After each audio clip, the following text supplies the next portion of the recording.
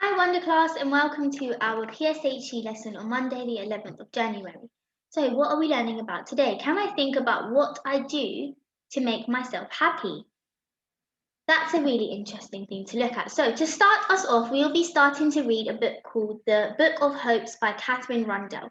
So, I'm going to be reading a book to you, and you're going to be following it from online. So it says here, this book is dedicated to the doctors, nurses, carers, porters, cleaners, and everyone currently working in hospitals. You are the stuff that wild heroic tales are made of.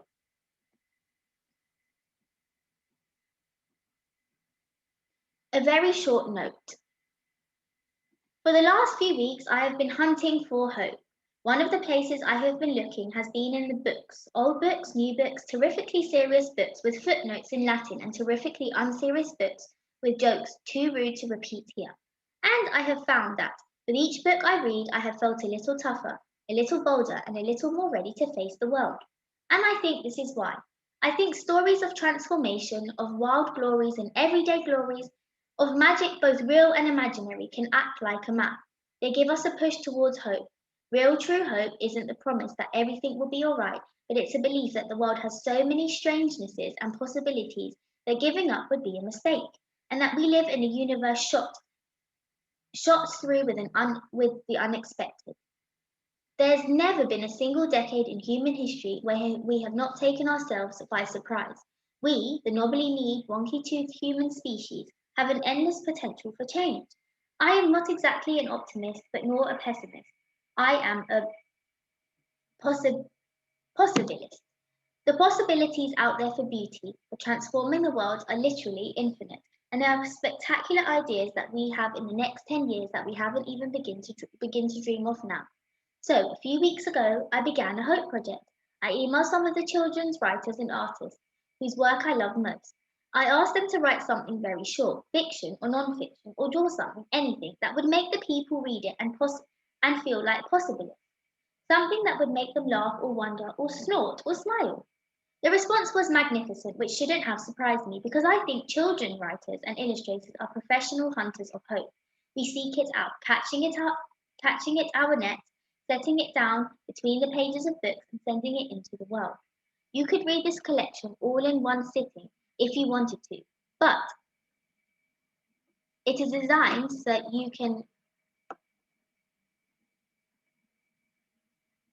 sorry, but it is designed so that you can dip into it. There are true accounts of cats and hares and plastic munching caterpillars. There are doodles and flowers, revolting poems and beautiful poems. There are stories of space travel and new shoes and elephants and dragons.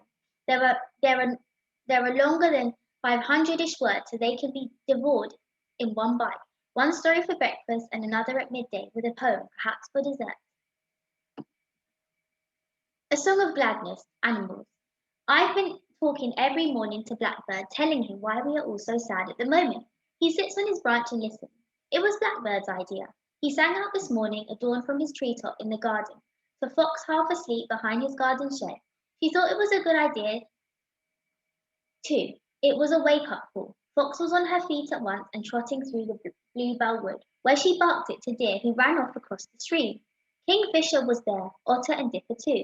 They heard, and they picked on, and Swallow swooped down over the meadow and passed it on to the cows waiting to go into their milking, and to the sheep resting quietly under the hedge with her lambs in the corner of a few damp fields. And they all agreed, bleating it out to the bees already, busy at their flowers, to weaving spiders and grasshoppers and scurrying mice.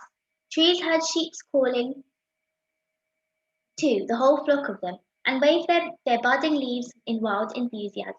And high above the clouds wandered through the skies driven by wind, and wind took Blackbird's ideas over the cliffs across heaving seas, where gulls and albatrosses cried it out, and whales and dolphins and porpoises heard it, and wailed and whooped down into the deep, where turtles listened.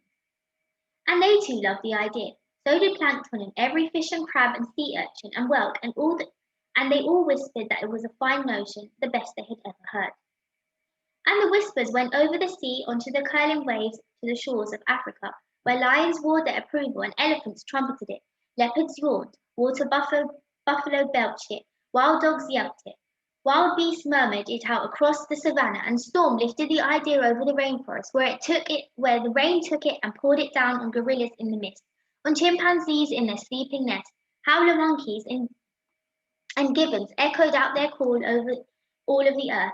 They are loud. And then from far up high, sun heard it and shone down into the desert, where the aurochs stamped her feet, impatient to be getting on with it and going and doing it. She loved the idea that much.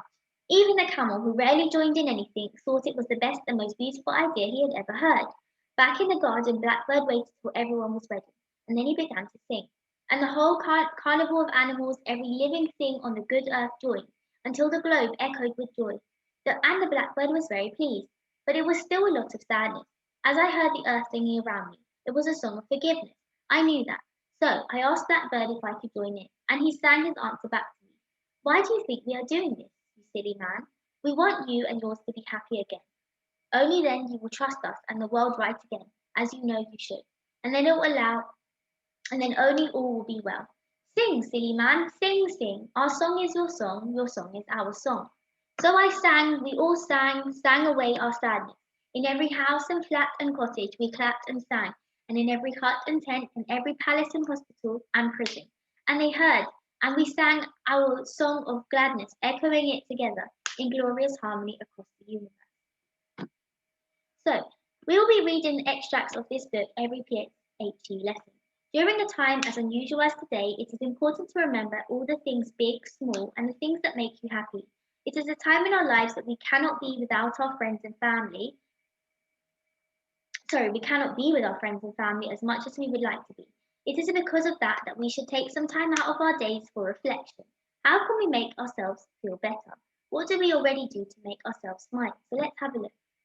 Here are some activities that you can do to make yourself happy. You may find that you do a lot of them, some of them, or maybe even none of them. Hopefully, this can inspire you to try something new. It may also make you realize that activities you do should leave you with a big smile. So, dance to your favorite song. Have a drink of water. Do some coloring. Smell your favorite smell. Hug a toy. Think of a happy memory of your friends and family. Think of the 3 best moments of the day.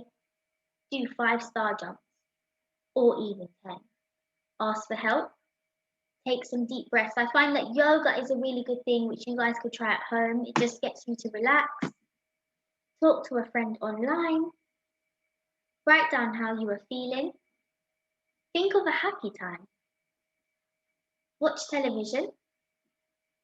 Imagine your favorite place.